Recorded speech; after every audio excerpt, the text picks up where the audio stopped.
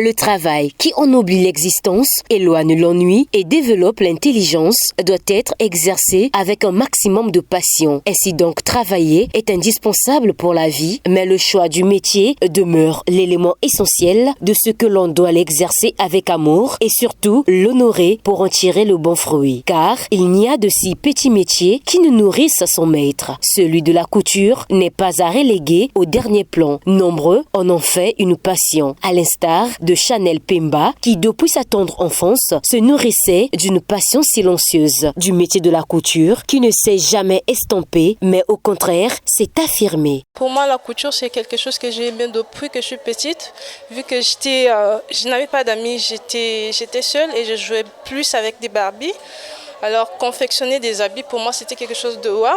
Malgré je le faisais avec des petites aiguilles, mais c'était quelque chose que j'ai toujours aimé depuis que je suis petite. C'est comme une vocation, on peut dire. Aujourd'hui, elle exerce ce métier avec amour et dévouement. Une passion née dans l'innocence de l'enfance, devenue le fil conducteur de sa vie. Elle se voit déjà comme une grande star dans l'avenir. Dans 5 ans, je me vois dans mon atelier, une grande créatrice de mode, habillée de grandes stars. Imagine-toi que tu confectionnes une veste que monsieur le président pourrait mettre et tout. C'est quelque chose de spécial en fait. Un parcours qui prouve que lorsqu'un rêve d'enfance est entretenu avec persévérance, il peut devenir une vocation épanouissante.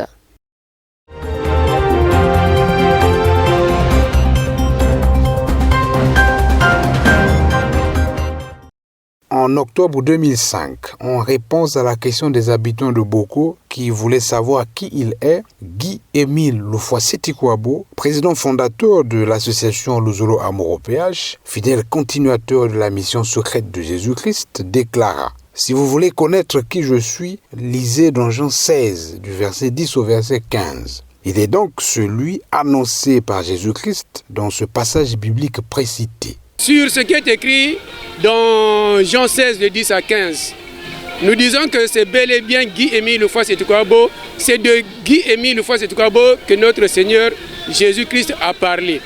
Pourquoi?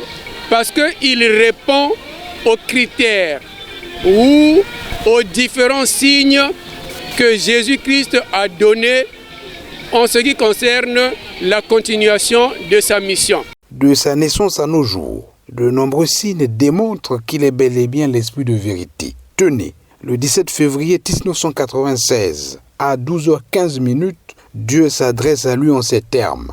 Émile, il n'y a aucun homme qui a été créé comme toi. Tu n'es pas comme les hommes de cette terre-là. Tu es unique en ton genre. Car l'heure, la minute et la seconde auquel tu es né, c'est l'heure de l'Esprit Saint. Tu ne peux rien faire de tes propres pensées, tu dépends de l'Esprit. L'heure, la minute et la seconde à laquelle je suis né, c'est l'heure, la minute et la seconde de l'Esprit Saint. Bon, quel est cet homme-là qui va naître à la même heure que l'Esprit Saint? Nous savons que l'Esprit Saint est éternel, l'Esprit Saint c'est Dieu. La tradition biblique nous enseigne que l'Esprit Saint c'est Dieu. Lui, Émile, en fait, il est l'Esprit Saint, puisqu'il est né à l'heure, à la minute et à la seconde de l'Esprit Saint. Le 30 novembre 2003, à 22h55, Dieu lui remit le bâton de commandement. En date du 30 novembre 2003, à 22h55, l'Éternel Dieu le Père a fait visiter son missionnaire, son jardinier, les 3 mondes inhabités. Après l'avoir pris de ce monde physique, explique Guy-Émile Loufoua-Seti-Kouabo, ils ont commencé à escalader, sinon à changer de dimension. Et c'est à cela qu'ils arrivèrent dans le premier monde, où il régnait l'obscurité totale. Et Dieu l'a fait visiter, Dieu le Père l'a fait visiter les contours, les recoins de ce premier monde qui était totalement obscur. Après donc avoir visité coins et recoins de ce premier monde, ils ont continué à escalader et là commençaient à se faire percevoir la lumière et ils arrivèrent dans le deuxième monde. Et à la fin donc de la visite de ces 3 mondes, Dieu remit sa canne de commandement, son bâton à Guy-Émile Loufoua-Seti-Kouabo. Nous sommes là dans Genèse chapitre 49 au verset 10, il dit, c'est Jacob qui dit, le bâton de chef ne s'éloignerait pas des mains de Judas jusqu'à ce que vienne le Shiloh, le véritable possesseur de la canne, et que les peuples lui obéissent. Quand nous parlons de la canne de commandement, elle ne représente ni plus ou moins au bâton que Dieu avait remis à Moïse. Mais ici, c'est toute l'autorité divine que le Père a remis à l'Esprit de vérité, parce que c'est lui qui doit nous conduire avec une verge de fer, tel qu'il est écrit dans Apocalypse chapitre 12, au verset 5 à 6, où il est dit, et dans la vision de Jean, la femme qui était enceinte enfanta un fils qui devait paître toutes les nations avec une verge de fer. La verge de fer, c'est cette canne de commandement, c'est cette autorité divine qui revêt parole et puissance de Dieu. Dans la nuit du 24 au 25 décembre 2006, à 2 heures, il a reçu l'arbre de vie. Dans la nuit du 24 au 25 décembre 2006, en effet, le grand-maître de l'EPH, Guy-Émile Loufouas-Siti-Kouabo, a réceptionné l'arbre de la vie éternelle. Et c'était après sa prière de minuit. Cette nuit-là, explique-t-il, l'arbre de la vie était en déplacement. Et cet arbre s'est vite dirigé vers lui. Ce n'était pas dans un rêve que ces événements se sont déroulés, mais dans la vie réelle. Comme il aime bien le dire, est vivant, moïo, c'est-à-dire que vivant, il a vécu l'événement et il était seul. L'arbre de la vie éternelle fait partie de ces arbres-là qui se trouvaient au cœur du jardin d'Éden. Il est donc l'éternel Dieu dont il est question dans l'Apocalypse qui devait posséder cet arbre-là, parce que l'arbre de la vie éternelle fait partie de ce qu'on appelle des insignes de la majesté. Ça fait partie des insignes de la royauté et ne peut le posséder que celui-là qui est Dieu lui-même. Le 5 février 2002, à Yalan Sangamani, il a de nouveau racheté l'humanité par son sang. Outre ces signes, il y en a bien d'autres. L'œuvre de Dieu, c'est que vous croyez en celui qu'il a envoyé. Jean 6, verset 29. Après le règne de Jésus-Christ, voici le règne de l'Esprit de vérité annoncé dans Jean 16, du verset 10 au verset 15, Guy-Émile Loufouas-Siti-Kouabo, donc Dieu dans sa 3e dispensation.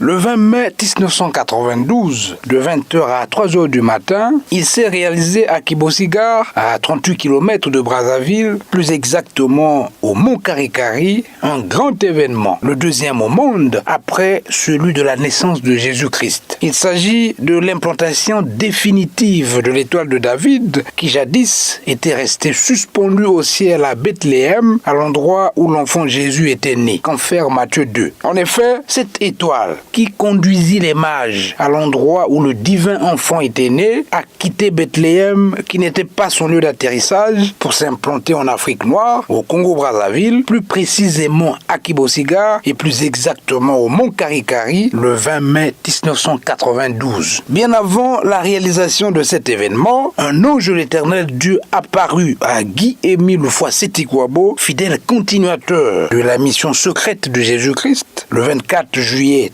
1991 à 19h45 pour lui annoncer que Dieu réalisera des merveilles en Afrique, au Congo-Brazzaville, pour le bien de l'humanité entière, pour le salut de toutes les nations du monde. Guy-Émile Loufouas-Siti-Kouabo, grand-maître des maîtres, grand-maître de l'OPH, qui a vécu cet événement, le témoin dans l'extrait de cette vidéo de l'année 1995. Nzambi na lusula yandi nzambi na muntu ya ba promesse yandi réaliser que promesse ya yandi na le 20 mai 1992 na 20h nzambi salaba bimangu ya yandi awa na Mont Karikari mwinda ya nzambi katuka depuis mazulu ya kuizaka kubwa awa na Mont Karikari mukatuka na tinsika ya kusambila muvanda kuiza dans une montagne donnée. Et mon métal, nzambi maison de telle na montagne ya Karikari. Mu métal bimangu yina mutala ntete depuis babutamunu. Boum salamunu. Mais qui quoi na Mont Karikari. Mais qui quoi de betiko vandila. Tata nzabiki. Et mwinda ya nzambi kutourner de 20h jusqu'à 3h du matin, il y a me descendre, moi, fiti, kubwa. Et il y a vanda kwenda, malem, on dirait une voiture. Il y a kwenda tete, il y a me kwenda sareti. Mwinda mepela, balero mingi, batangu mingi, et après, mwinda mekufa. Boma salamunu. Muzonda miki kwandi na mokari, miki kwandi, eske wapi ba mambo, tout ça. Bisi mekucha na soka yina munu sala mambo yina munu salaka donc bayanka kati mwanya kiti beto si tala yao me kana wapi kotia katuka bomba beto kotana ba inzo ku ferme inzo beto kanisati ngisi koma se wana mpena soka donc bon kundi ya munu beto sepela samuna nzambi mepesa awa na mokari kari mwinda ya yanti samuna bayinza nyoso muntu kukakwiza kulomba na mokarikari nyoso yandike na yao besoin babimbevu ya kalite ni kalite siki mili kele yandike wasa.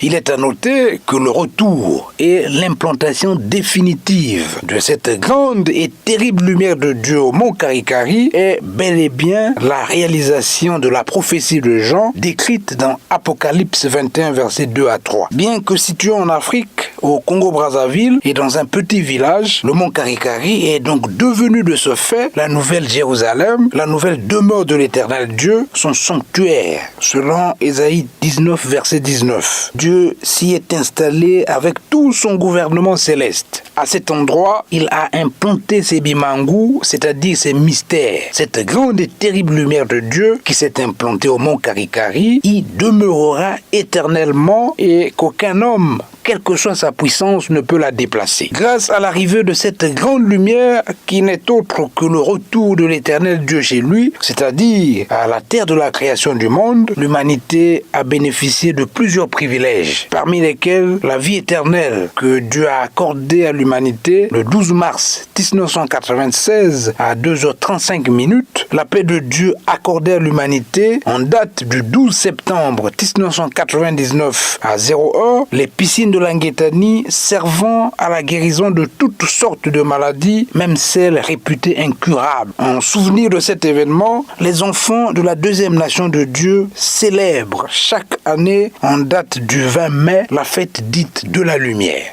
La fête du 20 mai, c'est la fête pendant laquelle nous célébrons l'arrivée de la grande et terrible lumière de l'Éternel Dieu au mont Karikari, à Kibossi, au Congo-Brazzaville. Et cette activité s'était réalisée le 20 mai 1992.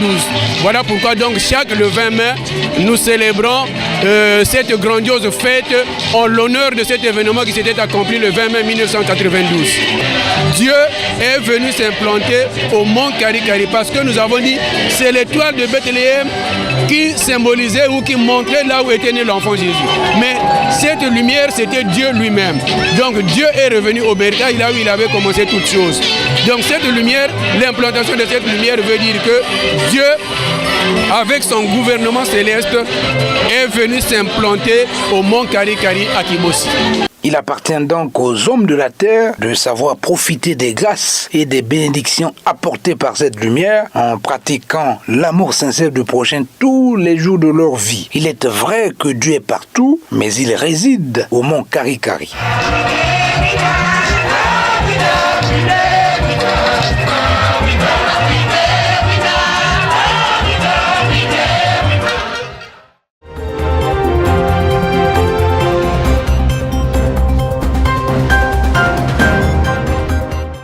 Ne commettons plus la maladresse de nous adresser aux saints et aux anges quand nous sommes dans le besoin, ou de les solliciter quand nous sommes butés. Eux, leur travail, ils le font automatiquement sans qu'ils aient besoin de notre volonté. Si nous sommes dans le besoin, adressons-nous directement à Dieu le Père, à Jésus ou au Saint-Esprit. Dieu, Trinité, saura lui-même qui nous envoyer pour résoudre notre problème. Lorsque nous nous adressons aux saints et aux anges, nous imposons à Dieu un commandement militaire comme pour dire « Dieu, pour résoudre mon problème, envoie-moi l'ange tant ou le saint un tel ». Ce n'est n'est pas gentil et sage de notre part de nous adresser pareillement à celui qui nous a créés. C'est une impolitesse caractérisée.